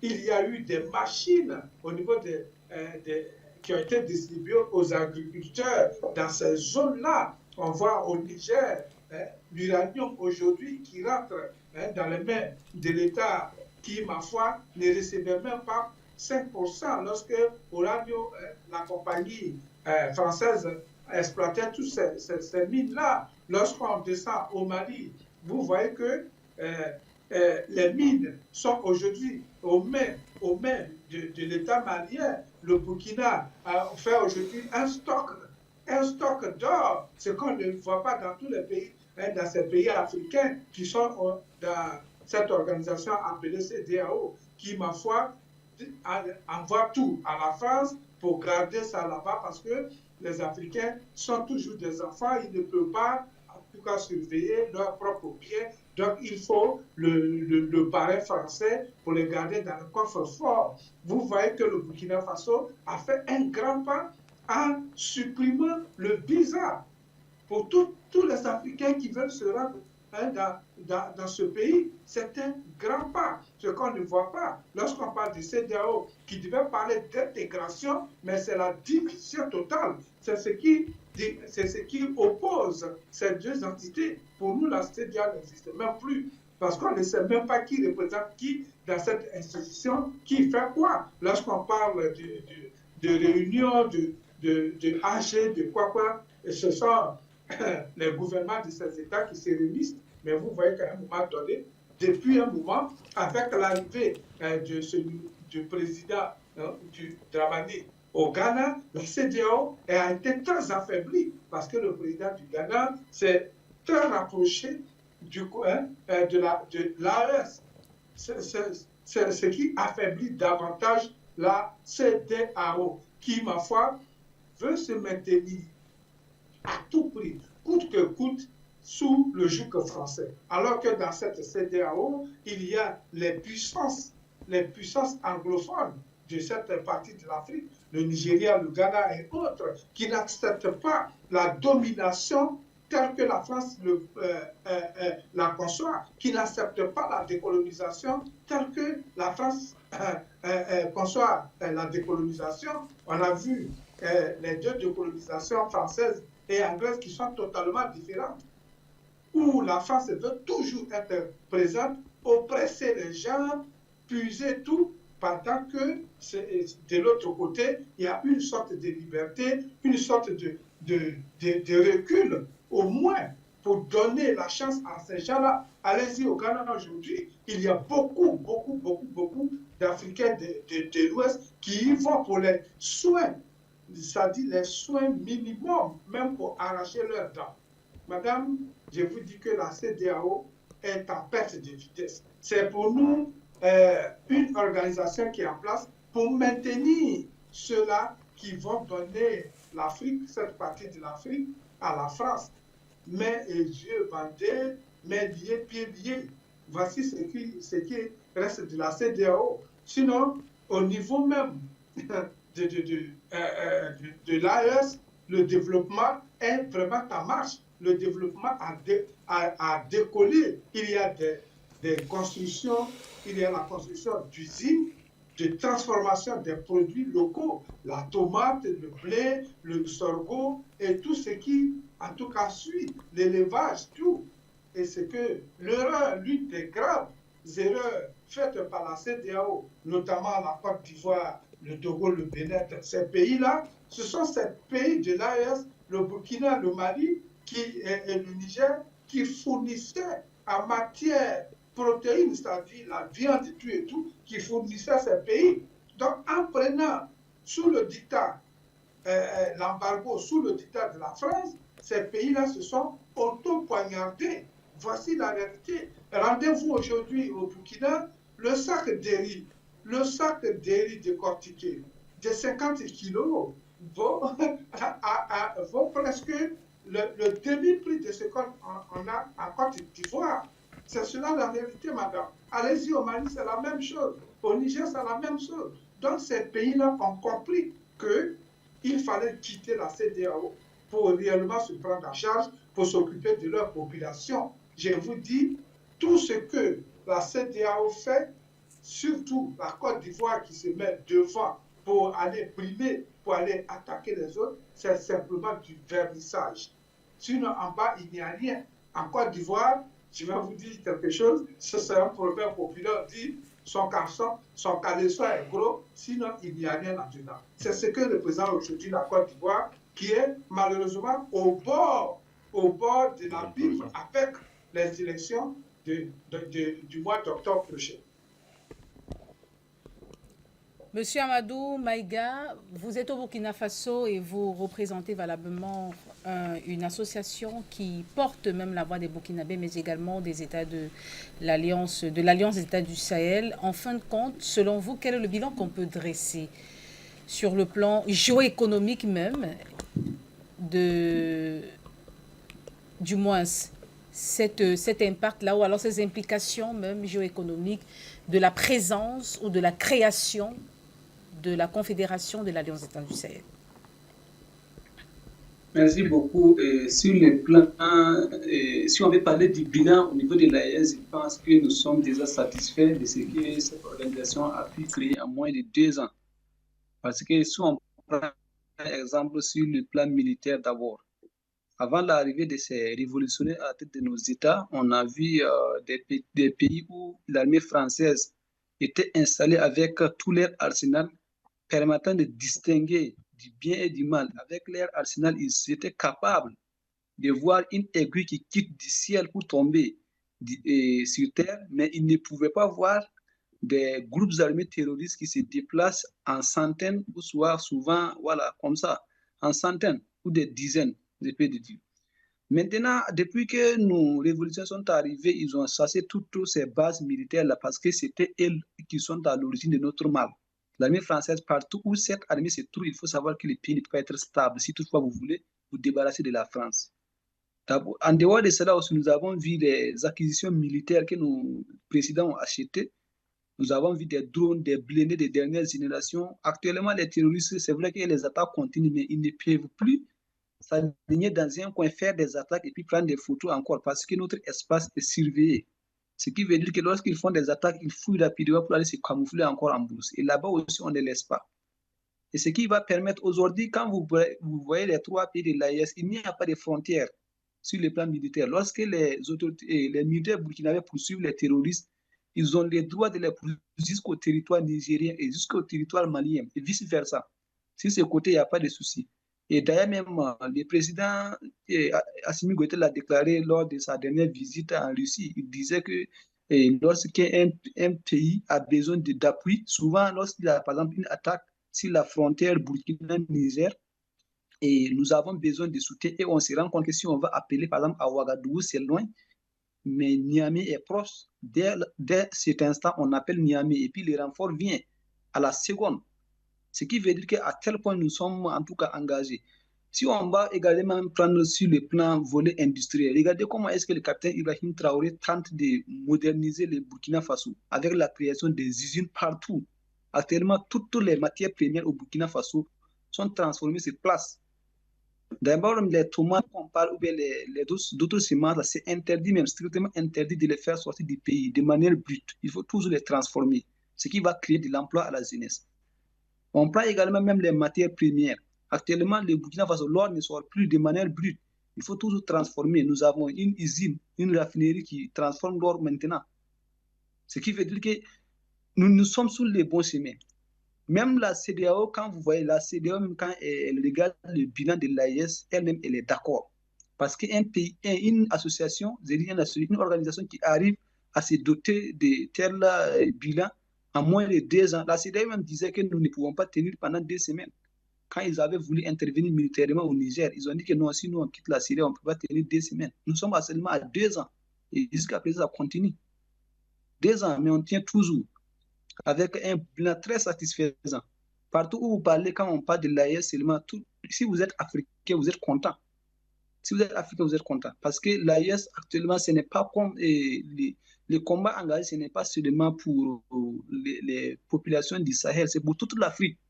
Et cela ne se fait pas parce que nous avons réussi à réaliser certains faits grâce au soutien de certains Africains, y compris les Camerounais en particulier. Nous avons vu des soutiens partout. J'étais en Turquie et nous avons lancé une collecte pour aider les FDS et les VDP qui sont sur le front. Nous avons vu des Camerounais qui sont venus contribuer. Je ne sais même pas où est-ce qu'ils ont appris la nouvelle. Peut-être qu'ils ont vu ça sur les réseaux sociaux. Ils sont venus jusqu'à notre siège pour donner leur contribution. C'est à tel point les Africains, ils sont mobilisés. Quand on avait parlé de la journée mondiale de soutien au capitaine Ibrahim Traoré le 30 avril dernier, vous avez vu comment est-ce que le monde était, la race noire était mobilisée. Tout ça, c'est pour dire que les soutiens que nous avons, ça encourage déjà les autorités à aller en avant. Nous sommes très fiers de ce que nos autorités ont pu faire. Regardez, on a déjà un hymne confédéral, on a un drapeau confédéral, on a une devise confédérale. Partout où nous partons. Et puis d'ailleurs, hier même, le DG de l'Office national d'identification du Burkina Faso a déclaré que dans quelques mois, on va mettre en place une carte biométrique dans l'espace AES qui va permettre à tous les ressortissants de l'AES de circuler avec cette carte au lieu d'utiliser les cartes d'identité. Si un Burkinabé part au Mali, il peut souffrir avec la carte d'identité burkinabé, ou bien si un Nigérien vient au Burkina, il peut changer. Mais avec la carte biométrique, ça va nous permettre de voyager avec ça partout où nous voulons. Et même si c'est pour voyager dans l'espace AES, même si c'est par vol, vous n'avez pas besoin d'utiliser un passeport. Avec cette carte biométrique, vous pouvez voyager avec. Ce qui fait déjà une fierté pour toute l'Afrique. Donc, si on veut parler du bilan, vraiment, on est satisfaisant. Par exemple, si on revient même au Burkina Faso, quand Ibrahim Traoré est arrivé au Burkina Faso, à la tête du Burkina Faso, il y avait beaucoup de choses qui étaient très chères sur le plan sanitaire. Si on prend exemple, les scanners étaient quand Ibrahim Traoré est arrivé, les scanners étaient à 25 000. Il a amené ça à 15 000. Et IRM là était à 100 000. C'est venu jusqu'à la caution de dialyse qui était à 500 000 au Burkina Faso. Caution de dialyse à vie, 500 000. Ibrahim Traoré a amené ça à 0 francs CFA. J'ai dit bien 0 francs CFA, de 500 000 à 0 francs CFA. Parce qu'ils savent que les Burkinabés ne peuvent pas utiliser ça pour se soigner. Combien de personnes peuvent trouver 500 000 pour se soigner? Ils sont rares. Donc vraiment, aujourd'hui, on est très content. Malgré la guerre, même le capitaine Ibrahim Traoré a pu doter Air Burkina d'un appareil neuf. On était tous surpris lorsque l'appareil est arrivé. C'est pour dire que lorsqu'on est engagé, nous sommes riches. Nous n'avons jamais été pauvres. On nous a tous simplement appauvris. Aujourd'hui, nous avons la main sur nos richesses. Voilà pourquoi nous sommes engagés à les protéger. Parce que c'est la dernière chance pour nous. Tous les 3 pays de l'AES ont connu des révolutionnaires. Mais malheureusement, par négligence, on a laissé les Occidentaux sont venus les assassiner et les autres générations qui ont suivi ont souffert. Donc aujourd'hui, nous avons une dernière chance qu'on ne doit pas laisser. Quand vous voyez les pays de l'AES, ils sont 3. Nous avons un projet commun. Nous avons un projet commun, ce qui fait qu'on ne doit même pas toucher à un seul pays. Parce que si un seul pays tombe, toute la confédération va tomber. Voilà pourquoi on doit être unis et à continuer dans cette même lancée. Je pense que j'ai dit ce que je pense.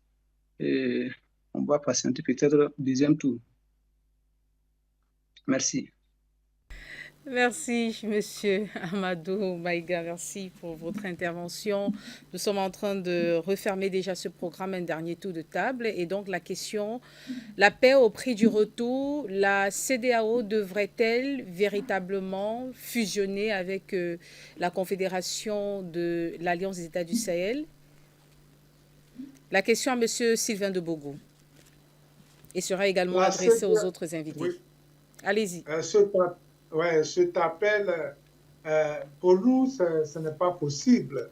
C'est au contraire la CEDEAO qui doit changer sa façon de voir les autres nations, parce qu'aujourd'hui, la donne, ou bien oui, la nouvelle donne qui attire les Africains, qui a le soutien des Africains, c'est l'AES qui parle de liberté véritable pour tous les Africains. C'est de cela qu'il s'agit, où on fait appel à l'intelligentsia africaine de venir investir, de venir travailler dans l'AES. Ce n'est pas la CEDEAO où il y a toujours cette corruption aiguë, ce clientélisme aigu, le rattrapage, je cite ici Alassane Dramane Ouattara, qui parle de rattrapage ethnique devant la France et devant toutes les nations qui nous parlent, qui nous nourrissent toujours avec leur système de démocratie. Vous comprenez? Et donc, la CEDEAO, pour nous, elle est morte. Si elle veut vraiment survivre, il faut aller en coopération, aller parler de coopération. Et dès que les présidents marionnettes à la tête de ces pays de la CEDEAO vont tomber et que des présidents panafricains vont prendre, je pense que c'est d'aller vers l'AES et s'en inspirer et puis multiplier, ouvrir les portes de nos nations à d'autres grands pays de l'extérieur qui peuvent véritablement aider l'Afrique, respecter l'Afrique, surtout le respect et regarder, discuter avec l'Afrique d'égal à égal, au lieu de venir nous enseigner l'arrogance, au lieu de venir nous dicter la loi du chasseur et nous dire, nous mépriser. Voilà, nous ne voulons plus de cela.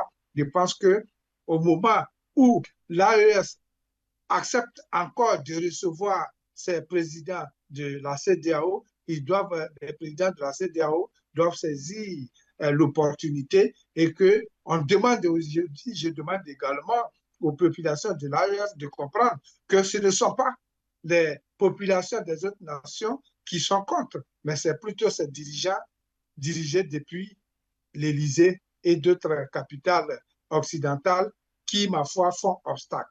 Mais cela ne saurait durer. Je remercie tous mes copanélistes. Je vous remercie pour l'invitation une fois de plus et on est là à votre disposition. Ne partez pas, bien sûr. On va refermer ensemble ce programme. Monsieur Sylvain de Bogo. Nous sommes là. D'accord. Alors, Monsieur Amadou Maïga, les pays de la CEDEAO gagneraient à intégrer la Confédération de l'Alliance des États du Sahel? Oui, c'est le souhait de tous les Africains en général. C'est le souhait de tous les monde. Parce qu'aujourd'hui, avec la montée en puissance et la prise de conscience en Afrique, les gens ne veulent plus se mettre dans une association ou bien une organisation qui est sous tutelle d'une puissance néocoloniale, comme la France, comme ça. Les Africains veulent des organisations souveraines capables de prendre les décisions sans consulter personne. Des associations ou des organisations qui peuvent répondre aux aspirations des peuples. comme l'AES. Voilà pourquoi j'ai dit la CEDEAO est financée à 70% par l'Union européenne. Vous ne pouvez pas être financé à 70% par l'Union européenne et vouloir prendre des décisions anti-européennes. Ce n'est pas possible. Et l'AES qui est financé à 100% par les Sahéliens, quand on prend une décision, on ne consulte personne. Quand vous voyez, lorsque la CEDEAO a une réunion comme ça, avant même les jours de la réunion, vous allez voir que des médias français vont commencer déjà à donner le bilan de la réunion. Comment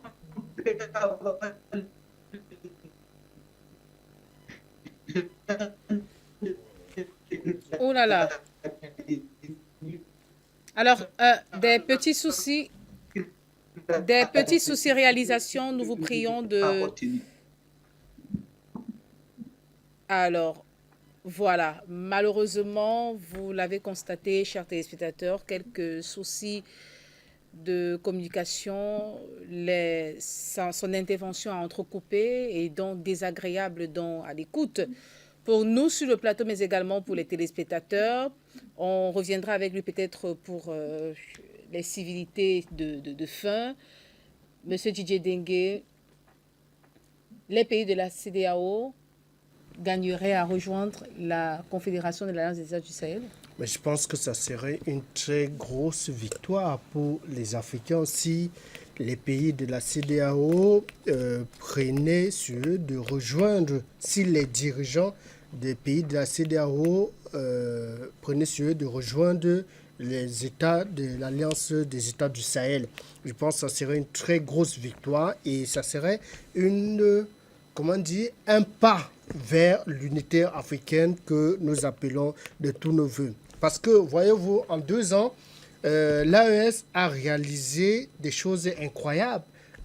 Tout à l'heure, j'ai écouté les uns et les autres concernant les réalisations de chaque État de l'AES. Il faut dire que de façon globale, vous avez eu la naissance de l'hymne de l'AES, ce qui ne s'est pas fait dans plusieurs blocs régionaux depuis les dernières décennies. Vous avez eu la création d'une banque d'investissement, une banque confédérale pour l'investissement et le développement de l'Alliance des États du Sahel. Vous avez également eu cette devise, au-delà des batailles internes pour le contrôle de leurs mines, pour le contrôle de leur souveraineté, pour le contrôle de leurs économies, de leurs industries et surtout pour la création des emplois en faveur des jeunes. Les États de l'AES ont réalisé des choses incroyables. Imaginez que les pays membres de la CEDEAO rejoignent l'AES. Vous imaginez qu'en 2-3 ans, l'Afrique va connaître un boom à tous les niveaux économiques, diplomatie et même dans la production et la consommation des produits made in Africa. Donc, l'idéal serait que la CEDEAO rejoigne l'AES et non l'inverse. Et que cette arrogance qui anime les instigateurs de cette division, parce que les Africains sont appelés à vivre ensemble. Les pays de la CEDEAO et ceux de l'AES sont condamnés à vivre ensemble parce qu'ils partagent les mêmes cultures, les mêmes langues, parfois les mêmes femmes, les mêmes hommes et bien d'autres choses. Donc, il est important que la coopération soit renforcée entre ces États et que l'AES invite davantage la CEDEAO à rejoindre ses rangs pour la prospérité de notre continent. Monsieur Simondé. En réalité, l'acte de naissance de la véritable Union africaine est en train de naître dans les pays de l'AES. Parce qu'on n'a jamais vu cette volonté des pays de se mettre ensemble pour regarder dans la même direction. Ce qui fait que, Madame Capen, ne soyez pas surpris que demain, tous les pays africains rentrent dans l'AES. Parce que ça dit quand on voit rien que le travail réalisé depuis 2 ans, n'importe quel panafricain véritable sait que c'est la seule voie à suivre pour pouvoir mettre en place une véritable Union africaine. Et je rappelle toujours sur les plateaux de télévision en disant que il faudrait que il y a ce qu'on appelle la Trinité. La Trinité se retrouve à tous les niveaux. L'arbre est trinitaire. L'être humain est trinitaire. Je vais vous expliquer pour l'arbre. L'arbre a la racine, le tronc et les branches. Nous appartenons tous à la même racine, au même tronc. C'est les branches qui prennent chacun sa direction. Mais ça ne veut pas dire qu'on n'a pas les mêmes racines, le même tronc. Donc les Africains doivent se rappeler cet adage et refuser qu'on vienne leur imposer n'importe quelle racine. Un arbre ne peut pas avoir deux racines. Et un arbre ne peut pas avoir deux troncs. Mais on peut avoir plusieurs branches. Et les branches se reposent sur les racines et sur un tronc. Ce qui fait que, aujourd'hui, ceci dit, il faudrait que les gens sachent que l'arbre qui veut toucher le ciel doit accepter que le vent, de temps à autre, le bouscule. Mais ça ne veut pas dire que le vent va le renverser. Parce qu'il se repose sur ses racines et sur son tronc qui est sérieusement implanté dans le sol. Et le sol, ce sol africain est hyper solide. Personne ne peut détruire les racines africaines. Donc c'est à nous de nous maintenir solidement sur nos racines, être sur le même tronc et savoir qu'on a les branches qui viennent de partout et savoir unir les branches autour d'une racine et d'un même tronc. Ceci dit, les Africains doivent apprendre à se mettre ensemble pour défendre leurs intérêts à tous les niveaux. Je dis bien à tous les niveaux. N'est pas accepter que certains petits malins qu'on infiltre dans les milieux, des néocolons, viennent là pour détruire la vraie indépendance que les gens sont en train de mettre en place depuis bientôt quelques années. Je dis encore une fois, la lutte de Thomas Sankara, de Lumumba, de Olympio est en train de se mettre en place. Ils sont morts, mais leur sang a servi d'engrais qui est en train de faire en sorte que notre sous-sol, nos racines deviennent très très solides pour soutenir tout le poids de la lutte qu'on va mener pour libérer totalement l'Afrique. Ceci dit, je suis convaincu que rien ne peut empêcher l'Afrique de décoller définitivement. Les élections qui vont se passer, que ce soit en octobre, que ce soit au Cameroun, que ce soit dans n'importe quel pays africain, ça c'est le début définitif à la libération totale d'Afrique. Parce que Ouattara qui descend, ça va être compliqué. Et je n'en dis pas plus pour les autres pays. Ça va être compliqué. Parce que les Africains sont réveillés et enfin ils vont regarder dans la même direction pour défendre leurs intérêts. Merci encore une fois.